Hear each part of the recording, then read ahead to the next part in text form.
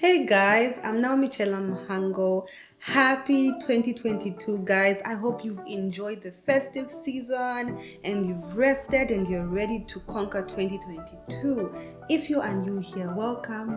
Do not forget to like, subscribe, and tell a friend to tell a friend. And guys, do not forget to hit the notification bell somewhere. Do not forget so that every time a new video is posted, you are alerted. So I'm going to be answering a few questions. So I had asked a question on my Instagram and I was asking people to just ask questions that you would like a junior resident doctor to answer. So that's what this video is about. If you're interested, keep watching.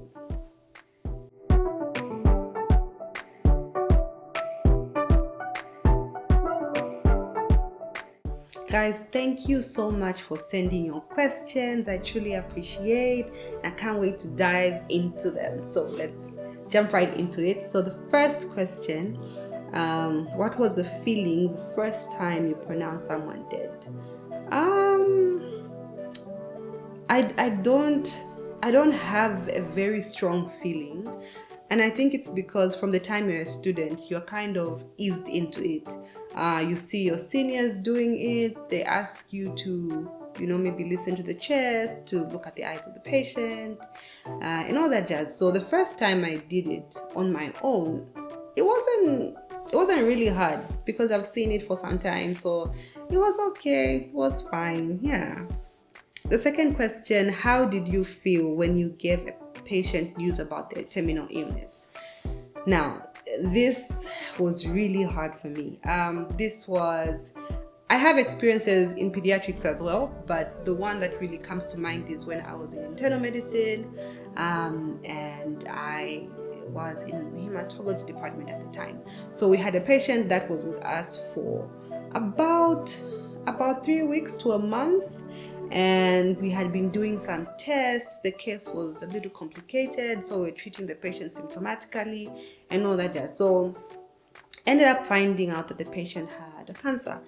And this is someone, and you know how sometimes when a patient comes in and they're there for like 2-3 days, you don't have a lot of time to get to know more about them. Obviously you have conversation with them when you go and see them for the day and all that. But then if a patient has been there for 3 weeks and you go by their bedside every day and you check up on the patient, you review the patient, you obviously have moments where you end up knowing more and more about the patient. So there's the particular woman I'm talking about, we find out she has a cancer, and I'm the one who's been seeing her almost every day, and I have to break the news to her. This was not so easy because she was very hopeful about getting out of that condition, and I would see her children coming in and out because these days she looked brighter, days she didn't look so bright and all that. So when I had to tell her, oh my goodness, she was in the first, so when I entered the door into the ward, she's like in the first bay. So she's normally one of the first patients I would see. But on this day, I did not have the strength to start with her. So I went all the way to the end, started with my last patient, and then I went towards her bed. And when I got there, guys, I had to gather strength. I tried trying to explain bit by bit until I got to the diagnosis, and then I told her about it. Just her face, I really can't get that image out of my mind. I can still see her expression, all the hope she had just left, and she just said, okay, can I have some time to think about this? Can I ask some questions later, the next day? And I was like, sure. And then I just left the place and I walked out. And yeah, it wasn't the easiest thing to do for me, really, for that particular patient. Yeah. So the next question, knowing what you know now, would you still study medicine if you had the chance to go back in time? No. I really wouldn't, guys. I really wouldn't. So, oh my goodness. I wish I knew the truth And okay, I think that it's different in different places. I think systems are different. Doctors are taken care of better. I think so. They are paid better. Maybe their work hours are better. I don't know. But knowing what I know now, oof, I really, really wouldn't. And what influenced this? I'll explain this later on, but simple answer, no, I wouldn't, knowing what I know now. This is not to discourage anyone that wants to study medicine. If you're passionate about it, if you want to do it, go ahead. It's amazing. It's beautiful. But personally, I wouldn't. Okay, next question. So, have you ever cried after losing a patient? Pediatrics, yeah, I did. I remember twice actually. That was in ICU.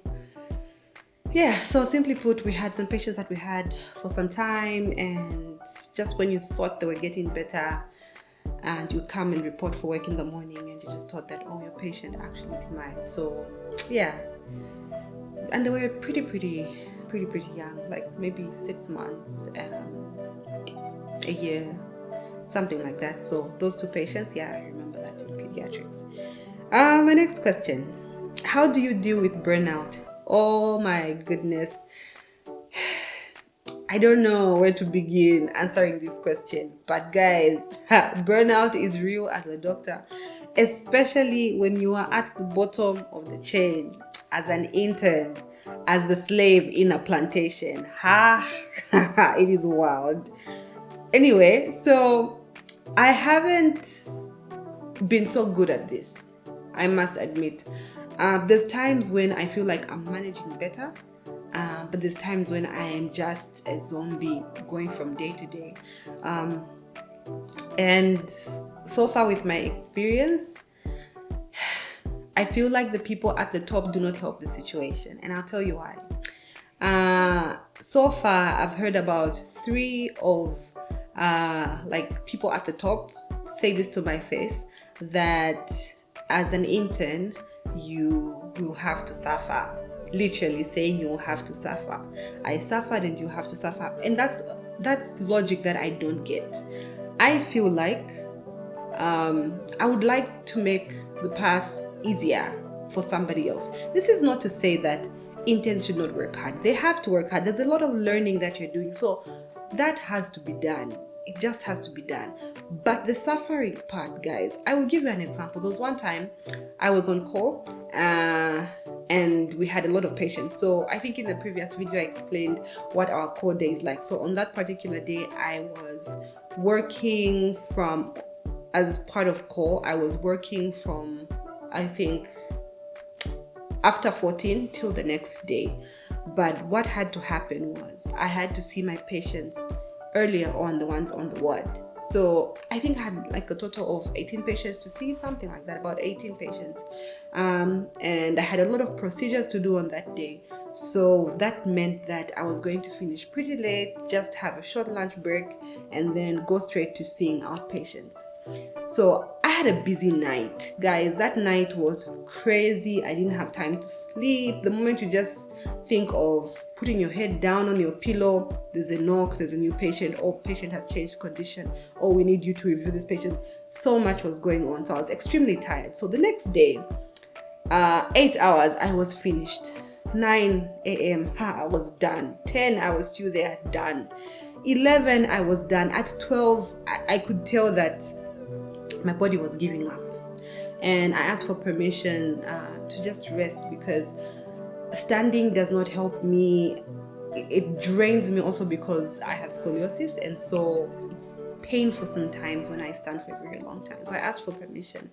That was not granted, and in that moment was told that as an intern you just have to get used to it. And that day I think I left at around 15 hours. I was extremely tired. And guys, a tired doctor is a dangerous doctor. And I know that the workload is the way it is because we don't have enough doctors. The numbers, the patient-doctor ratio is not so good.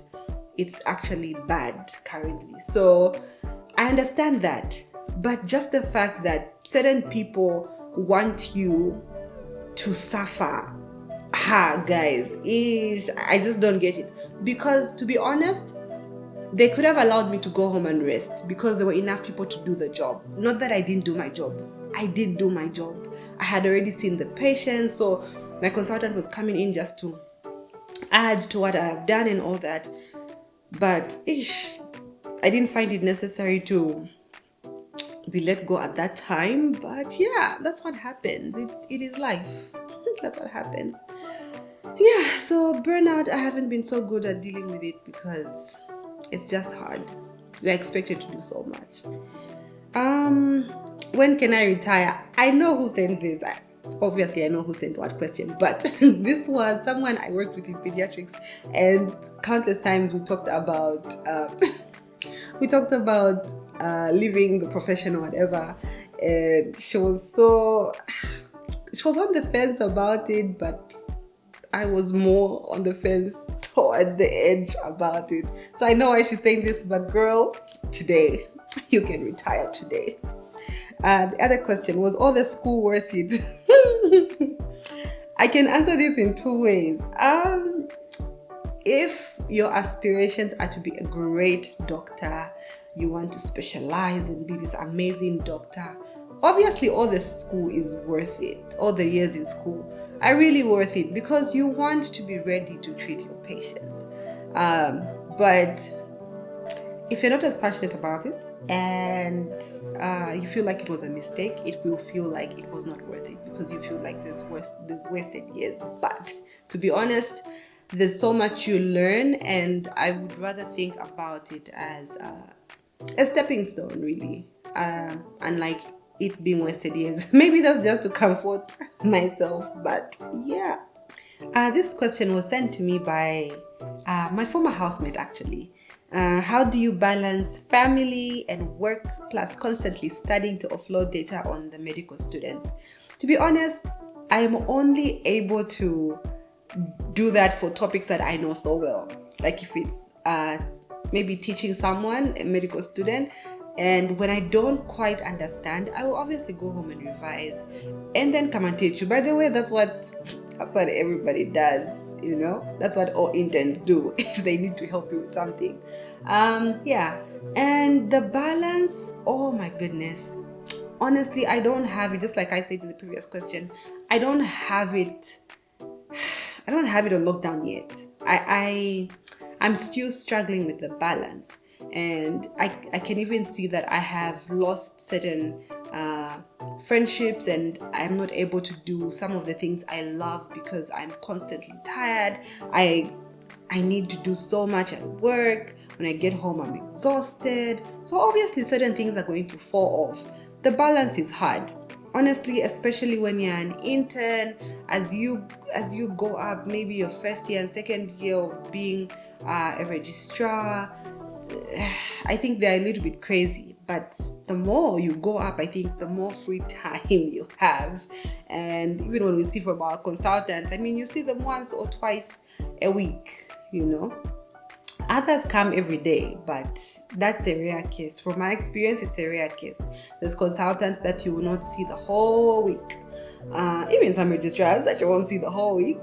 And they say, call me in case you need anything. But besides the point, you don't have...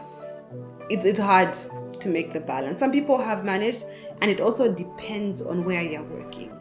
The hospital where I'm working, guys, it's really demanding. There's so much to do, so that one is hard. That one is really hard.